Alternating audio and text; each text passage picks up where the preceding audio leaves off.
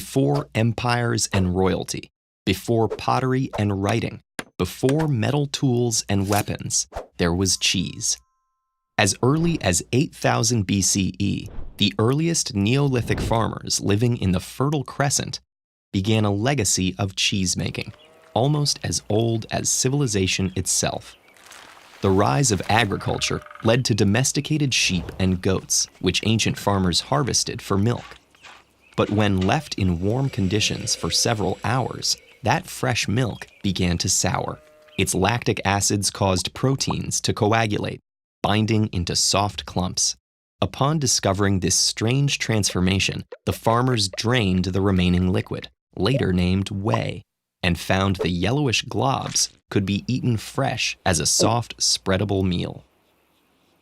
These clumps, or curds, became the building blocks of cheese, which would eventually be aged, pressed, ripened, and whizzed into a diverse cornucopia of dairy delights.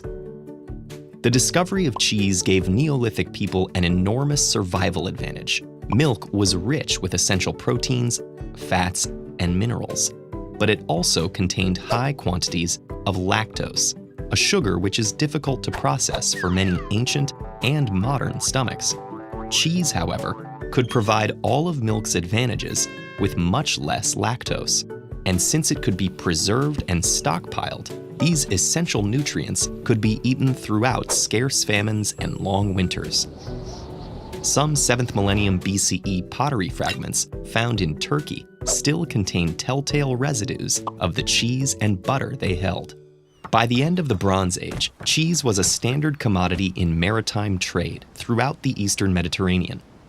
In the densely populated city-states of Mesopotamia, cheese became a staple of culinary and religious life. Some of the earliest known writing includes administrative records of cheese quotas, listing a variety of cheeses for different rituals and populations across Mesopotamia.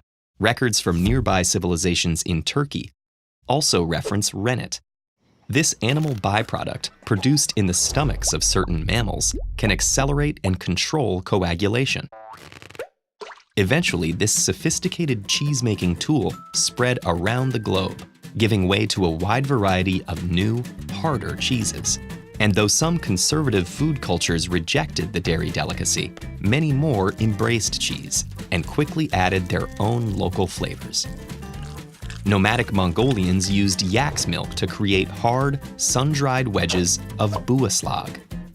Egyptians enjoyed goat's milk cottage cheese, straining the whey with reed mats. In South Asia, milk was coagulated with a variety of food acids, such as lemon juice, vinegar, or yogurt, and then hung to dry into loaves of paneer. This soft, mild cheese could be added to curries and sauces, or simply fried as a quick vegetarian dish. The Greeks produced bricks of salty, brined feta cheese, alongside a harder variety similar to today's Pecorino Romano. This grating cheese was produced in Sicily and used in dishes all across the Mediterranean. Under Roman rule, dry cheese, or Caseus aridus, became an essential ration for the nearly 500,000 soldiers guarding the vast borders of the Roman Empire. And when the Western Roman Empire collapsed, cheesemaking continued to evolve in the manners that dotted the medieval European countryside.